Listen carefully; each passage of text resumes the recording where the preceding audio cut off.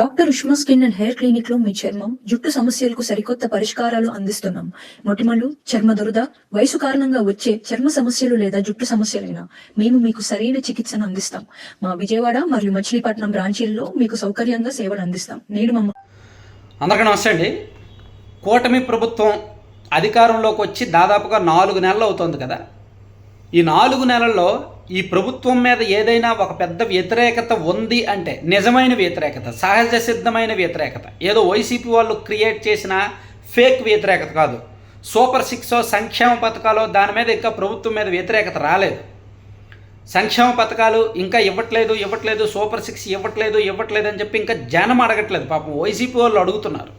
YCP వాళ్ళకి రాజకీయం చేయడానికి ఏమీ లేక సూపర్ సిక్స్ అని అడుగుతున్నారు. కానీ సూపర్ 6కి కొంత టైం పడుతుంది. కొత్త ప్రభుత్వం వచ్చింది కదా, ఒక 6 నెలలో 8 నెలలో టైం పడుతుంది. సూపర్ 6 అప్పుడే ఇవ్వడం. ఎందుకంటే గత ప్రభుత్వం కూడా, గతంలో వైసీపీ అధికారంలోకి వచ్చాక కూడా వాళ్ళు కూడా పథకాలు అమలు చేయడానికి 6 నుంచి 8 నెలలు 9 నెలలు టైం తీసుకున్నారు. కావాలంటే క్యాలెండర్ చూడండి. సరే, ఆ సబ్జెక్ట్ పక్కన పెడితే నిజమైన వ్యతిరేకత, వైసీపీ వాళ్ళు సృష్టించిన ఫేక్ వ్యతిరేకత కంటే నిజమైన వ్యతిరేకత ఏంటంటే ఇసుక మీద బాగా ఉంది. అది యాక్సెప్ట్ చేయాలి. ఇప్పుడు ప్రభుత్వం మీద ఏదైనా ఒక పెద్ద వ్యతిరేకత ఉంది అంటే అది ఇసుక లభ్యత, ఇసుక సరఫరా, ఇసుక కొరత, ఇసుక ధర. ఇదే. ఎందుకు ఇన్ని మాటలు అన్నానంటే, యాక్చువల్లీ ప్రభుత్వం ఉచిత ఇసుక విధానం ప్రవేశపెట్టింది. ఇక్కడ ఈ విషయంలో కడుపు నిండిన వాళ్ళు కామెంట్ చేయొద్దు, ఆకలిగా ఉన్న వాళ్ళు కామెంట్ చేయండి. అంటే ఆకలిగా ఉన్నవాడికి ఆ అన్నం విలువ తెలుస్తుంది. ఆల్రెడీ అంటే ఇసుక దొరకని వాడికి నేను ఇప్పుడు చెప్తున్న సబ్జెక్ట్ అర్థమవుద్ది. ఆల్రెడీ ఇసుక దొరికిన వాడికి లేదా ఇసుక అవసరం లేని వాడికి ఈ సబ్జెక్ట్ అర్థం కాదు. అర్థం కాక నేనేదో కావాలని చేస్తున్నట్టు, క్రియేట్ చేస్తున్నట్టు పిచ్చి కామెంట్లు చేస్తారు సంబంధం లేని వాళ్ళు.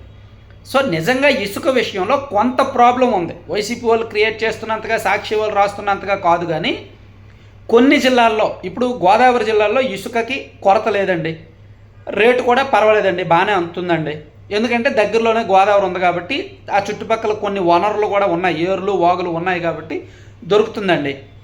సో ఒక ట్రాక్టర్ ఇసుక కావాలంటే మేబీ ఒక 2500 3000 రేట్లో వచ్చేస్తుందండి. గతంలో అయితే 6000 7000 ఉండేది, ఇప్పుడు 2500 నుంచి 3000కి వస్తుందండి గోదావరి జిల్లాలో. శ్రీకాకుళం జిల్లాలో బాగానే దొరుకుతుందండి. కానీ గుంటూరు, ప్రకాశం, నెల్లూరు ఈ 3 జిల్లాల్లో చాలా నియోజకవర్గాలకు ఇసుక దొరకట్లా.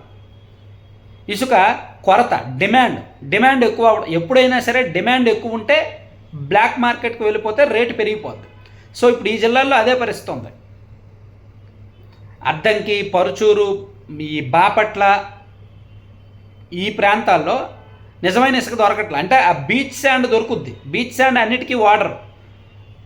అలాగే సిలికా శాండ్ దొరుకుద్ది, సిలికా శాండ్ కూడా అన్నిటికీ వాడరు. అలాగే అక్కడ పొలాల్లో తవ్వుకునే ఇసుక దొరుకుద్ది, అది కూడా అన్నింటికి వాడరు. నిజమైన గోదావరి ఇసుక కానీ లేదంటే కృష్ణా నది నుంచి వచ్చే ఇసుక కానీ కావాలి అంటే వాళ్ళు దాదాపుగా 10 రోజులు వెయిట్ చేయాల్సి వస్తుంది. అది కూడా మామూలుగా మన గోదావరి జిల్లాలో ఒక లారీ ఇసుక ఒక 25,000కో 28,000కో దొరుకుతుంటే వాళ్ళు 40,000 45,000 పెట్టాల్సి వస్తుంది. సరే, దూరం ఎక్కువైతే ఒక 4-5 వేలు ఎక్కువ అవ్వచ్చు, కానీ వాళ్ళకి 10,000కు పైగా ఎక్కువ అవుతుంది. అంటే బ్లాక్ మార్కెట్ సృష్టిస్తున్నారు. అలాగే రాయలసీమలోని కొన్ని ప్రాంతాలకు కూడా అదే పరిస్థితి. ఇలా రాష్ట్రంలోని 60% ప్రాంతాల్లో ఇసుక లభ్యత తక్కువగా ఉంది, డిమాండ్ ఎక్కువగా ఉంది.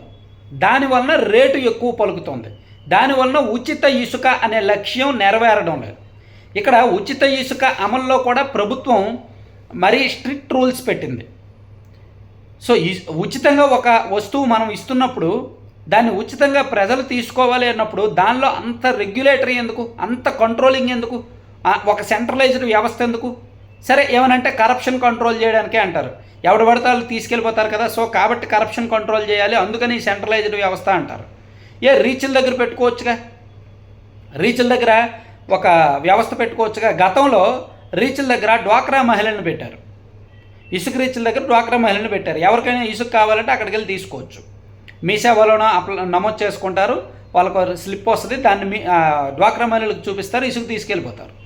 కానీ ఇప్పుడు ఒక సెంట్రలైజ్డ్ వ్యవస్థ ఉన్న కారణంగా ఇసుక విధానం అయితే నిజంగా సక్సెస్ఫుల్గా అమలు అవ్వడం లేదు. ఇసుక కావాల్సిన వారికి ఇన్ టైంకి ఇసుక దొరకడం లేదు. కొన్ని చోట్ల కృత్రిమ కొరత సృష్టిస్తున్నారు. కొన్ని చోట్ల దీనిని డిమాండ్గా చూస్తున్నారు, ధరలు పెంచేస్తున్నారు అమాంతం. సో ఈ పరిస్థితి కొన్ని జిల్లాల్లో ఉంది. దానివలన ప్రభుత్వం మీద బాగా వ్యతిరేకత వస్తుంది. నేను ఒంగోలులో ఒక రియల్ ఎస్టేట్ బిల్డర్తో మాట్లాడా. అతను 2 అపార్ట్మెంట్లు కడుతున్నాడు. ఇసుక లేక 2 నెలల నుంచి కూడా ఇసుక సరిగ్గా టైంకి లేక కూలీల్ని ఒక 2 నెలలు ఉంచి వెనక్కి పంపించాడంట. అదే పరిస్థితి ఆ జిల్లాలో గిద్దలూరు ఆ ప్రాంతంలో కూడా ఉంది. అలాగే పల్నాడు ప్రాంతంలో కూడా ఉంది. అలాగే ఇటు విజయనగరం, విశాఖపట్నం దగ్గరలో కూడా కొన్ని ఏరియాస్లో ఉంది. అలాగే అరకు లాంటి ప్రాంతాల్లో కూడా ఉంది. అంటే అన్ని ప్రాంతాల్లో ఇసుక దొరకట్లా. కొన్ని ప్రాంతాల్లో బాగా దొరుకుతుంది, కానీ కొంచెం రేట్ ఎక్కువ పలుకుతుంది. సో కొన్ని ప్రాంతాల్లో అసలు దొరకట్లా. వైసీపీ కంటే హీనంగా ఉంది. సో వైసీపీ హయాంలో కనీసం ప్రైవేట్ వాళ్ళు అమ్మేవాళ్ళు, అమ్మినప్పుడు వాళ్ళ దగ్గర కొనుక్కునేవాళ్ళు. అంటే ఇక్కడ కొంతమందికి ఏంటంటే ఇసుక బిల్డర్లు ఏం ఆలోచిస్తారంటే రేట్ ఎక్కువైనా పర్లే మాకు ఇన్ టైంకి రావాలి అని కోరుకుంటారు చాలామంది. ఎందుకంటే ఇన్ టైంకి వచ్చేస్తే అన్నీ చకచక టైంకి జరిగిపోతాయి. టైంకి జరగకపోతే వాళ్ళకి అక్కడ కూలీ వేస్ట్, ఇతర మెటీరియల్ వేస్ట్ అవుద్ది, లేబర్ వేస్ట్ అవుద్ది. ఇప్పుడు అదే జరుగుతుంది కొన్ని రంగాల్లో. సో ఓవరాల్గా ఇసుక విషయంలో మాత్రం ప్రజలు అంత సాటిస్ఫై లేరు. ప్రభుత్వానికి కూడా ఈ విషయం తెలుసు. ఉచిత ఇసుక విషయంలో వాళ్ళు ఎప్పటికప్పుడు సర్వేలు చేస్తుంటే నెగిటివిటీనే ఎక్కువ వస్తుంది. దానికి ఒక సక్రమమైన విధానం లేదు, సక్రమమైన ప్రక్రియ లేదు, సక్రమమైన వ్యవస్థ లేదు. వాళ్ళు ఏదేదో పెడుతున్నారు, ఏదేదో అవుతుందన్నమాట అది.